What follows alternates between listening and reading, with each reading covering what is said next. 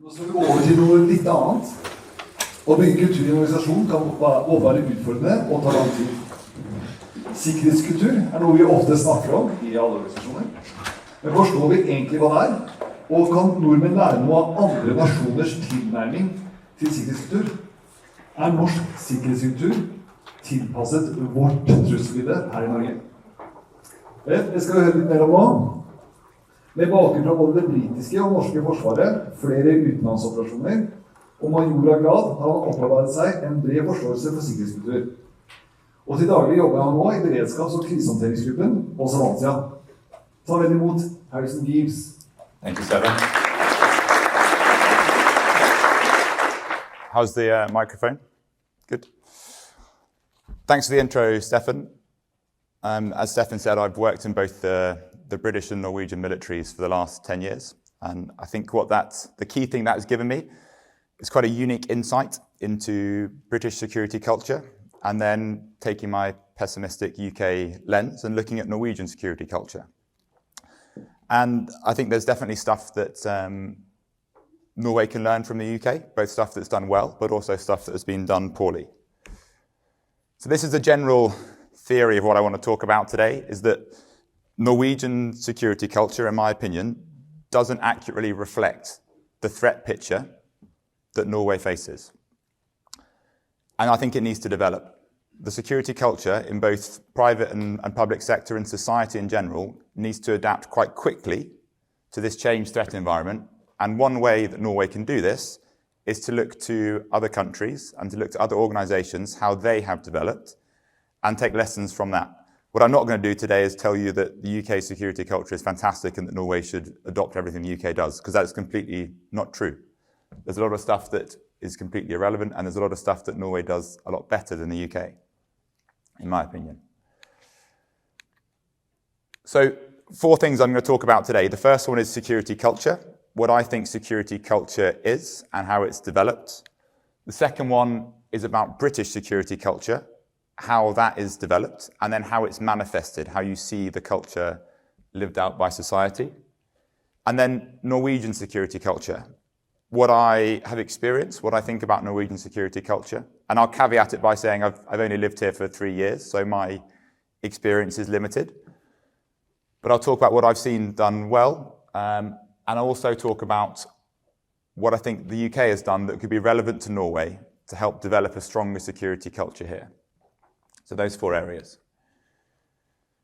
So starting generally with security culture, I think there are 2 components to security culture. Simply, what do people think about security? And then how do they act with that knowledge? So if you think about what people think about security, this is, what do people know? Are people aware of the threat environment that they live in? Do they know what threats are pertinent to them? Are they aware of the mitigations that they need to put in place to mitigate against those threats? And then act. Do people actually change their behavior knowing what they know? Do they change their behavior knowing that they live in a higher threat environment, knowing what the threat is? Do they change the way that they behave? And when we talk about developing security culture, this is a quote from the Deputy Chief of Defence Staff in the UK, that you don't change culture by just telling people to do it. You change it through the environment that people are living.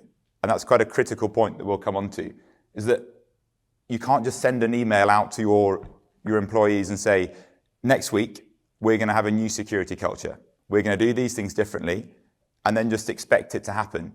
You need to change the environment that people are living in. People need to understand why they're doing things, and organizations and leadership need to embody the changes and change the environment.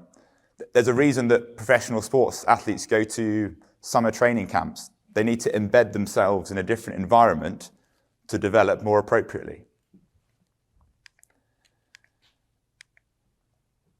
When we accrue knowledge around threats, I think we do it in 2 ways. We have a theoretical-based knowledge and we have experience-based knowledge. Experience-based knowledge makes a much deeper impression on you, and you're much more likely to do something if you experience something rather than if you read about it theoretically. And I use this example of crime in Norway.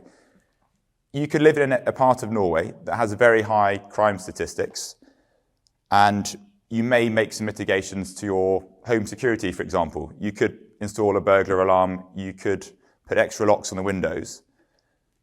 But I can guarantee you're much more likely to make changes to your behavior if you experience something. The threat picture may be the same where you live, but if you experience something, or a neighbor experiences it, or a family member, it'll make a much deeper impression on you, and you're much more likely to change your behavior, even if the threat picture is exactly the same where you are. And I'll talk a bit more about why I think this is relevant for the UK and Norway, talking about experience-based learning. So, British security culture. This is a great video if no one's seen it, from the introduction to the Olympics, when Daniel Craig went and had tea with the Queen.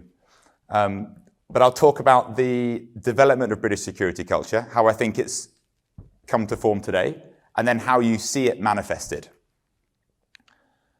So, I think there are two parts to British security culture.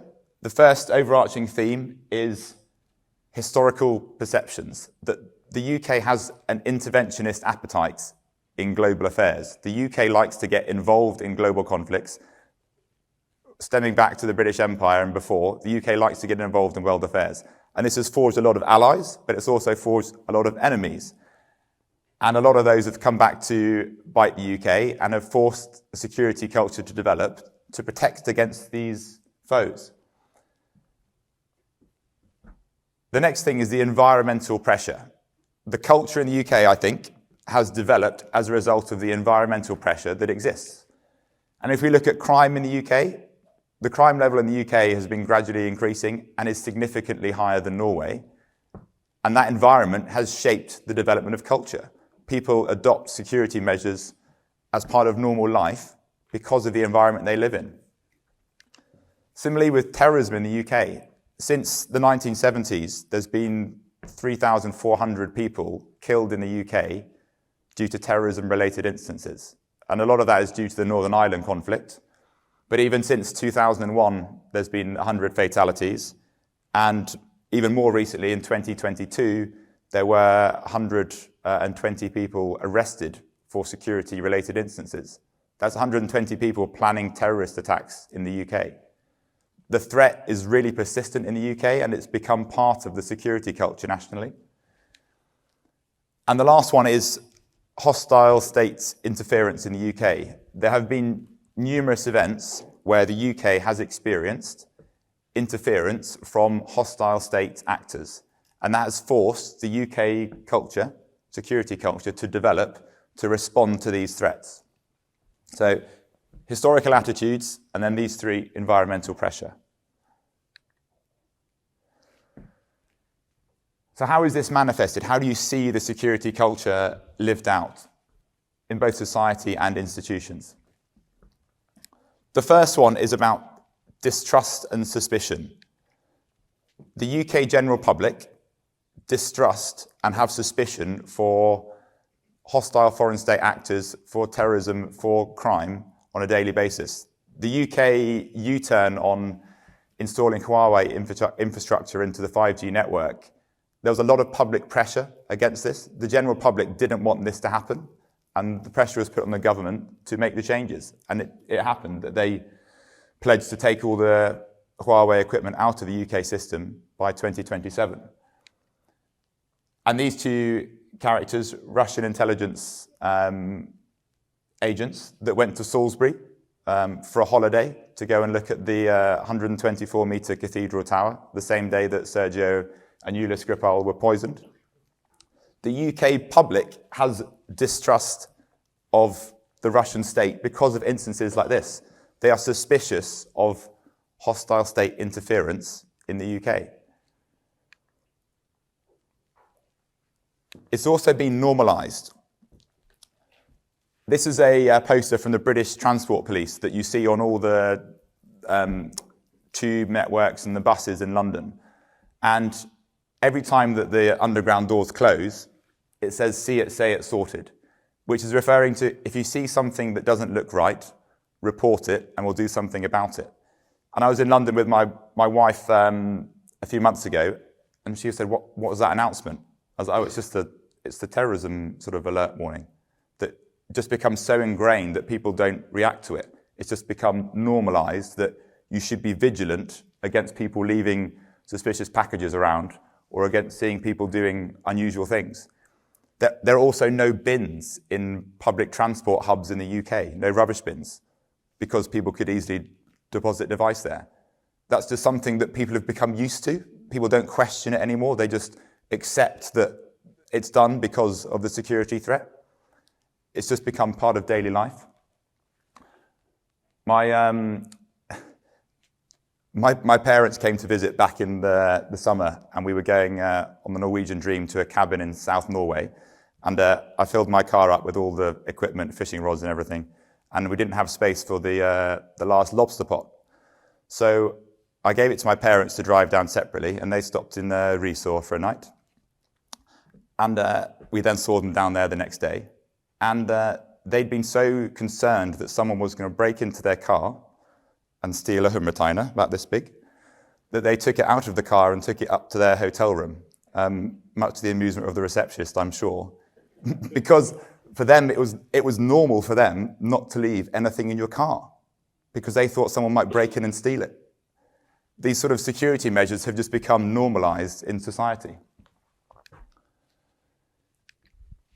At an institutional level, there are a few things that the UK has done well. The policy that exists around the UK security framework, this is just one example of a policy that gives guidance to how government institutions and property should be secured. There is quite good guidance out there. But the UK has also been quite good at establishing organisations to respond to specific threats. The National Protective Security Authority, previously the NCPC, National, whatever it was. Anyway, National Protective Security Authority gives really good specific advice to businesses around how they can mitigate against threats. And it's all publicly available information. And the National Cyber Force stood up as a mixture of intelligence and military cyber specialists to deliver offensive and defensive cyber operations in response to a threat. So two organisations that were developed because a threat was identified, and the mitigations was to develop an organisation that fixed that. And then lastly, around the measures that are put in place, like the CCTV systems in the UK is become normalised as well. There are over 1 million CCTV cameras in London, and people expect that when you're in an urban place in the UK that you are being watched. It's just become part of normal society. If something goes wrong, the first thing people do is, oh, where was the nearest camera? So there are definitely pros and cons to it. And then organisational measures regarding operational and personnel security. I think this is something the UK takes extremely seriously because it has experienced threats. I remember in 2014, I was in the British Army, and we sent people to Poland on enhanced forward presence operations. And whilst people were away, their families back in North England, in Yorkshire, were receiving Facebook messages from unknown Facebook accounts saying that people were having extramarital relationships whilst they're away. And these accounts didn't exist. These people didn't exist. But it was Russian bots trying to undermine the British operations overseas. And that was 10 years ago. And the British security culture around that has had 10 years to develop and put measures in place. I'll talk a bit about Norwegian security culture now. I was given this book when I first moved to Norway. I'm sure some of you have seen it before. It gives you very good advice on how to meet Norwegians and how to date Norwegians, but also some really interesting points around Norwegian culture in general. And the two things I took away from it were that Norwegians are extremely proud of the country that they live in, and they want to keep it like that. And also Norwegians are, as a baseline, very trusting when they meet new people. I've seen a real variation of security culture in Norway, from some really professional, appropriate measures being put in place, through to sometimes I've been personally sort of exposed and embarrassed and frustrated So I've seen a real spectrum, and it's reassuring to hear Birgitte's speech earlier about what Telenor are doing, and some of the things there that are above what you might expect of certain businesses, so it's good to hear. But there's a real spectrum, and I think that it needs to develop in some areas. So if we look at the three measures that we spoke about for the UK security culture, does Norwegian security culture match the threats for these three measures? I think for crime, it does. I think the security measures that are in place in Norway and the security culture around crime is appropriate. And the same for terrorism. The levels are reasonably low and stable, and the measures in place reflect that. But for hostile state threats, this has changed recently for Norway, and the threat has increased, but I don't think the security culture has had time to make up the difference. There's been a gap here.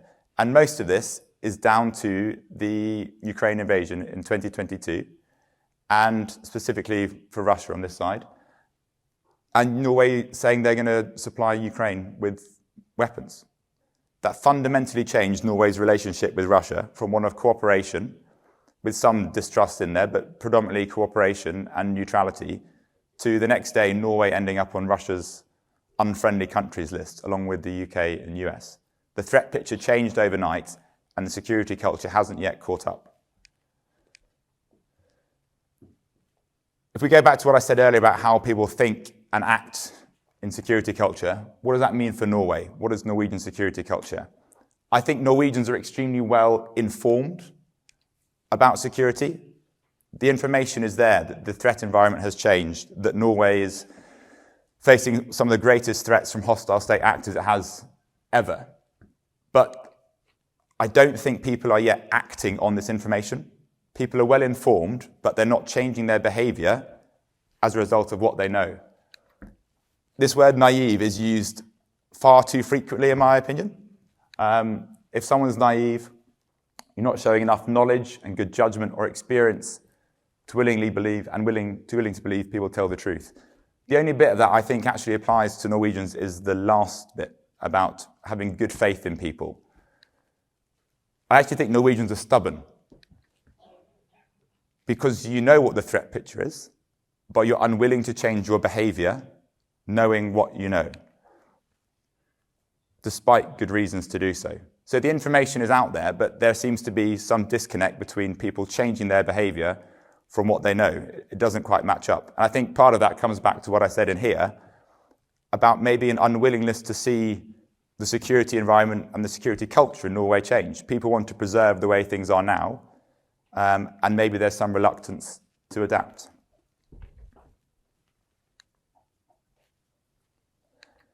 This is a very technical graph that I've made with data that I've thought about. There's no numbers behind this, but this represents my impressions of tensions between both UK and Russia, and Norway and Russia. Both starting at a low baseline around 2005. In 2006, actually, this is Alexander Litvinenko that was poisoned in London by Russian agents, and it was publicly exposed that it was done by Russia. In 2008, the UK then started supporting Georgia after Russia invaded Georgia. So tensions increased with the UK then. By 2012, things calmed down a bit, and Putin came across to the London Olympics, and there was a bit of cooperation or attempted cooperation with the UK and Russia, and tensions were lower. And then in 2014, the Crimea invasion, UK put itself out there and said, we're going to support Ukraine in this conflict. The threat environment for the UK increased dramatically at this point and continued to rise with the Salisbury poisonings in 2018, and then the full-blown Ukraine war in 2022, and the level of support that the UK has committed to that, training around 50,000 Ukrainian troops in the UK, and donating around £20 billion to support Ukraine in this conflict. For Norway, there's been a stable level of cooperation, but also some tension up in Finnmark with regard to Russian activities across the border. There has been some tension there, but it's been managed, it's been stable. There's been cooperation around fisheries and around coast guards and protection up there. There was a slight blip in 2017 with the Labour Party hacks, and there's probably a lot more on here that I'm not aware of that I'm sure you could add to this. But this point here, 2022, Norway aligned itself with the UK with regard to Russia and said, yeah, we're going to support Ukraine with weapons. As I said, the next day, Norway's on Russia's unfriendly countries list, and the threat environment has dramatically changed. So I think the security culture in Norway needs to develop specifically around awareness of hostile state threats. I think crime and terrorism is suitable, but there's a gap around hostile state threats. And one way that Norway could look to develop is to see what the UK has done and change its behaviour accordingly. So I look at things the UK has done well and poorly around communication, around adopting specific mitigations, around the complexity of the UK system now, and then a bit about escalation. So firstly, communication. I think this is one thing the UK has done well, is communicating threats to society. When something has happened, for example, the Salisbury poisonings, there was a 3-part BBC drama about it, which half the country watched, which galvanized the British public's opinion of what Russia was doing, tampering in the UK. They tried to kill two Russian citizens, but ended up killing one member of the British public and severely injuring many others. This really galvanized British sentiment against Russia and against Russia doing activities in the UK. At the start of the Ukraine conflict, when the sanctions came in, my sister works as a real estate agent in London, and overnight they were told, you can't do business with Russians anymore. And there was this whole new sector of their business that had to develop about vetting where the money came from to buy these very expensive properties in London. The whole culture changed and the whole country was aligned against Russian activity. I mentioned the 5G network changes earlier, but people were aware that this was going to be an issue and spoke about it. For business, there's been quite good communication. Sorry, I'll just go back one actually. I can only go forward. Can I go back?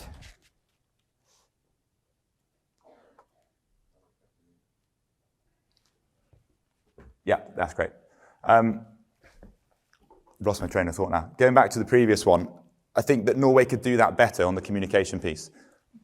There's a lot of information that's published in the PST and the NIS annual threat assessments, but I think Norway could do a lot better about making that relevant to people, making it relevant to society. What does that actually mean for us? Rather than relying on people going onto their websites and reading information. I think the UK has done quite well at communicating to business, publishing relevant sector threat analysis, and making information available, like through the NPSA website. There's really detailed information about what you can do as a business to protect yourself against relevant threats. And it occurred to me this week when a friend went onto one of the NSM's courses, where he had to pay thousands of kroner to go and understand what measures he needed to put in place to better protect a building, whereas information is freely available in the UK to people to access. I don't quite get the connection why it's being restricted to certain sectors of the business, and hopefully someone can tell me afterwards. The UK's done reasonably well at adopting mitigations, I think, putting things in place, making it relatable to the public. And it's been easy for the UK because people have had that experience-based knowledge. People have had that feeling that something's gone wrong. People have been in London when there's been a terror attack going on, and they've known they've had to do something about it. I think what that means for Norway, where there hasn't been the level of experience, is that we can try and replicate that. And it's something that F24 and CIM can do well as well, is giving people a simulated shock experience, giving people a bit of a jerk. So they're like, yikes, okay, I now know what this might feel like if this happens. It can be a simulated effect of that broken window we spoke about earlier. And we also do sort of exercises and penetration testing as well to give people that experience-based knowledge that makes a deeper impression.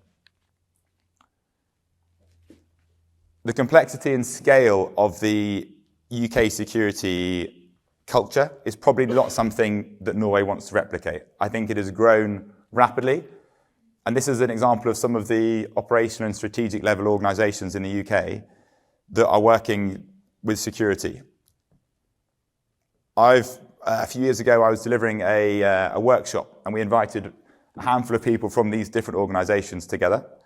And there were 2 instances where people came from the same organization, where they work in the same building on different floors, on the same projects, but they'd never met. There is so much redundancy and wasted resources because people are doing the same things. So as Norwegian security culture needs to develop with regard to hostile states, I think it's important to be deliberate and not just have pop-up organizations just for the sake of it. I think it needs to be very deliberate and selecting organizations and building a culture that is relevant to the threat and not rushing it.